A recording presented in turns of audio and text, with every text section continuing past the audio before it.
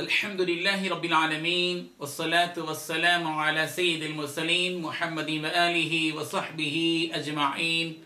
أما بعد فقال الله تبارك وتعالى في القرآن المجيد: أعوذ بالله من الشيطان الرجيم بسم الله الرحمن الرحيم فبما رحمة من الله لنت لهم ولو كنت فظا غليظ القلب لانفضوا من حولك صدق الله العظيم. حاضرین کرام، اللہ تبارک و تعالیٰ نے دیگر دنیا کی تمام مخلوقات کے مقابلے میں انسانیت کو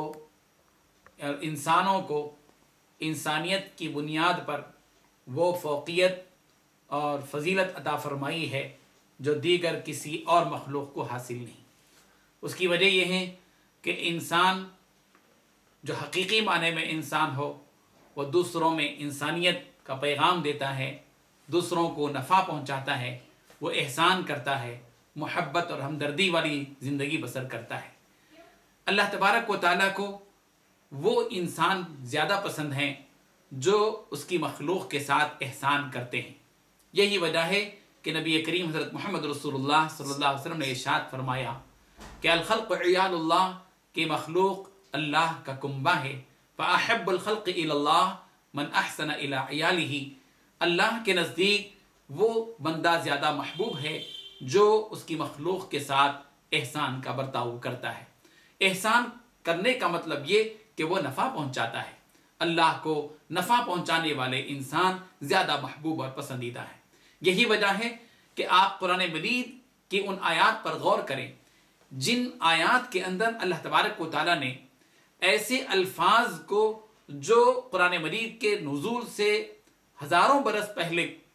اپنی زبان سے ادا ہوئے، اور اللہ تبارک و تعالیٰ نے ان الفاظ کو قرآن مجید میں محفوظ کر دیا. قارون کے زمانے میں جب قارون کو لوگوں نے دیکھا کہ وہ اپنا خزانوں کے ساتھ اپنے گھر سے باہر نکل رہا ہے اور ادھر سے ادھر جا رہا ہے، لوگوں نے اس قارون کو اس بات کی نصیحت کی تھی وَأَحْسِن كَمَا أَحْسَنَ اللَّهُ إِلَيْكَ، اے قارون تو احسان کر لوگوں کے اوپر جیسے کہ اللہ نے تجھ پر احسان کیا ہے. یہ جملہ چونکہ نفع بخشی پر محمول جملہ تھا، جس میں لوگوں کو پر احسان کرنے کا حکم تھا اور نصیحت تھی، اور اللہ تبارک و تعالیٰ کو یہ جملہ اتنا پسند آیا کہ یہ جملہ ادا کرنے والے افراد باقی نہیں رہے، لیکن ان کے اس جملے کو اللہ تبارک و تعالیٰ نے قیامت تک کے لیے محفوظ کر دیا. آپ غور کریں، حضرت یعقوب علیہ السلام کے سامنے ان کے بیٹے حضرت یوسف علیہ السلام نے اپنا ایک خواب بیان کیا، لیکن حضرت یعقوب علیہ السلام نے اپنے بیٹے کو نقصان سے بچانے کے لیے حکم دیا کہ لا تقصص رؤیاک علی اخوتک فیکیدوا لک کیدا، کہ اے میرے پیارے بیٹے تم اپنا خواب اپنے بھائیوں کے سامنے بیان نہ کرنا، وہ تمہارے خلاف تدبیریں کریں گے. یہ جو جملہ ہے اللہ تبارک و تعالیٰ نے اس جملے کو قیامت تک کے لیے سورہ یوسف میں محفوظ کر دیا. کیوں؟ اس لیے کہ اس میں دوسرے کو پر ہونے والے ممکنہ نقصان سے بچانے کی تدبیر موجود ہے، اور اللہ تعالیٰ کو ایسے جملے بہت زیادہ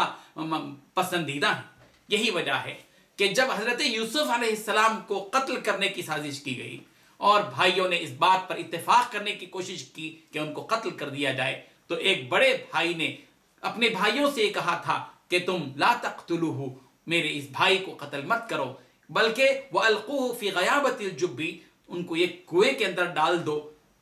کیا ہوگا؟ کنویں کے اندر ڈالیں گے وَأَلْقُوهُ فِي غَيَابَةِ الْجُبِّ يَلْتَقِطْهُ بَعْضُ السَّيَّارَةِ، کوئی قافلے والے ان کو لے کر چلے جائیں گے. یہاں بظاہر اس بڑے بھائی کے جملے کے اندر ایسے محسوس ہوتا ہے کہ گویا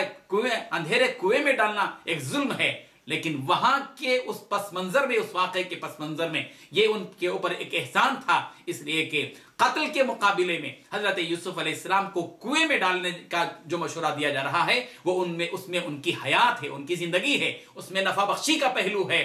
اس لیے کہ ان کے بھائی اس سے کم پر تیار ہونے کے لیے گویا آمادہ نہیں تھے. اسی طریقے سے بہت سے ایسے واقعات آپ دیکھتے ہیں قرآن مجید میں. بلقیس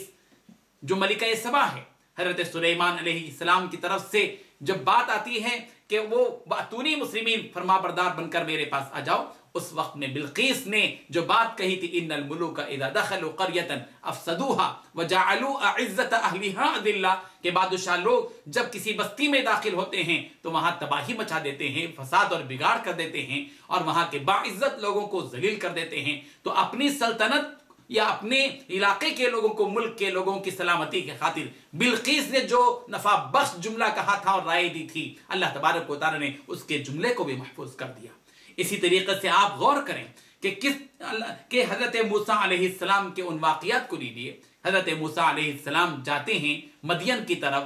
اور جب گئے تھے تو اس سے پہلے جو واقعہ پیش آیا تھا وہ یہ کہ جب حضرت موسیٰ علیہ السلام کے ہاتھ سے ایک قبطی کا قتل ہو گیا تھا، اسرائیلی کی تائید میں اتفاقاً واقعہ ہو گیا تھا، اور جب معلوم ہوا تھا فرعونیوں کو کہ حضرت موسیٰ علیہ السلام سے وہ قتل ہوا ہے، تو ان کے خلاف تدبیریں ہو رہی تھیں، ان کے قتل کی سازشیں ہو رہی تھیں، ان کی گرفتاری کا گویا وارنٹ جاری ہوا تھا۔ اس وقت میں ایک اللہ کا بندہ، ایک شخص حضرت موسیٰ علیہ السلام کے پاس آیا اور آ کر کہا ان الملا یأتمرون الیک لیقتلوک فاخرج، یعنی اس آیت کے اندر غور کیجیے کہ اس اللہ کے بندے نے آ کر حضرت موسیٰ علیہ السلام کو اس بات کی اطلاع دی تھی کہ تمہارے خلاف گویا وارنٹ جاری ہو چکا ہے اور تم کو قتل کرنے کے لیے لوگ آ رہے ہیں، تم فخرج، اس بستی سے نکل جاؤ۔ وہ جو جملہ حضرت موسیٰ علیہ السلام کے جان بچانے کے سلسلے میں اس شخص کی زبان سے نکلا تھا، اللہ تبارک و تعالی نے اس شخص کا تذکرہ قرآن مجید میں کیا اور اس جملے کو قیامت تک کے لیے محفوظ کر دیا۔ آپ غور کریں، حضرت شعیب علیہ السلام کے زمانے میں لوگ برائی میں مبتلا تھے، لوگوں کو نقصان پہنچایا کرتے تھے، ناپ تول میں ڈنڈی کیا کرتے تھے، اور سڑکوں پر بیٹھ کر لوگوں کو دھمکیاں دیتے تھے۔ حضرت شعیب علیہ السلام نے اپنی قوم کو پکار کر ان برائیوں سے بچایا تھا۔ وَلَا تَنْقُصُوا الْمِكْيَالَ وَالْمِيزَانَ، تو اس وقت اپنے ناپ تول میں گڑبڑ مت کرو، وَأَوْفُوا بِالْكَيْلِ، ناپ تول برابر پورا کیا کرو۔ تو ظاہر بات ہے کہ اس جملے کو اللہ نے قیامت تک کے لیے محفوظ کر دیا۔ کیوں؟ اس میں دوسروں پر ہونے والی مصیبت اور دوسروں کو پہنچنے والے نقصان سے بچانے کی تدبیریں کی گئی ہیں۔ اسی طریقے سے آپ غور کیجیے، حضرت موسیٰ علیہ السلام جب ایک سمندر میں سے صندوق میں آئے تھے اور فرعون کے محل تک پہنچے تھے، اور فرعون کی بیوی حضرت آسیہ نے جب اس بچے کو دیکھا تھا تو حضرت آسیہ نے ایک جملہ کہا تھا لا تقتلوه عسى ان ينفعنا او نتخذه ولدا، کہ انہوں نے کہا تھا حضرت آسیہ نے کہ اس بچے کو قتل مت کرو، اے ممکن ہے کہ آگے چل کر ہم اس کو بیٹا بنا لیں یا وہ ہمارے کام آ جائے،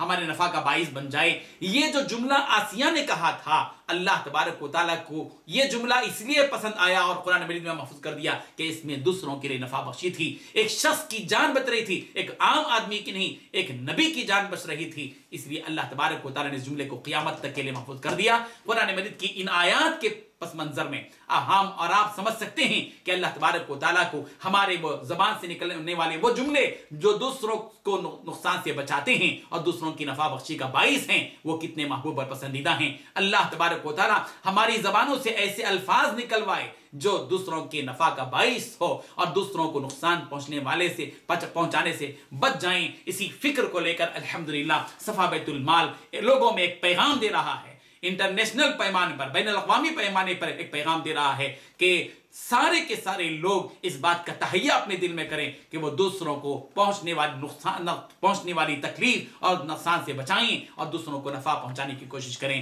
اللہ تبارک و تعالی ہم سب کو عمل کی توفیق عطا فرمائے، آمین۔ وآخر دعوانا الحمدللہ رب العالمین۔